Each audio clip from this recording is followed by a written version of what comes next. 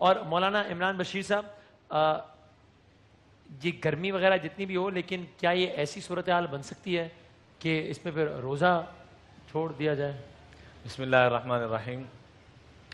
دیکھیے، روزہ اور نماز جتنے بھی اللہ کے احکامات ہیں، ہمارے اکابرین کی تاریخ کو اٹھا کے دیکھا جائے، انہوں نے اپنی جانوں کو نچھاور کر دیا لیکن ان چیزوں کو کبھی نہیں چھوڑا۔ ٹھیک ہے۔ اور حدیث پاک میں یہاں تک آتا ہے کہ اگر میری امت کو یہ پتہ چل جائے کہ روزے کی فضیلت اور اہمیت کیا ہے، جی تو لتمنت امتی ان تکون السنۃ کلھا رمضان، کہ میری امت یہ تمنا کرتی کہ سارا سال رمضان ہی رہے، اور فرمایا کہ ساری زندگی روزوں کی قضا کرتے رہیں، روزے رکھتے رہیں، صامت دہر کلہ، ساری زندگی بھی روزے رکھ لیں، ایک فرض روزے کے برابر ثواب نہیں ہو سکتا۔ کوئی بہت لاغر ہے، بیمار ہے، یا کسی کی جاب کی نوعیت ایسی ہے، کوئی مزدور ہے جس نے 11 گھنٹے مثلاً کسی زیر تعمیر عمارت میں اینٹیں لگانی ہیں، جی، تو میرے لیے تو بڑا آسان ہے معاملہ کہ چلے جی 1 گھنٹے، وہ اس کے لیے کوئی رعایت بنتی ہے؟ اس کے لیے بھی یہی حکم ہے جی کہ اللہ سے دعا کرے، اور جو کام لینے والے ہیں، یہاں 2 چیزوں کا میں عرض کروں گا۔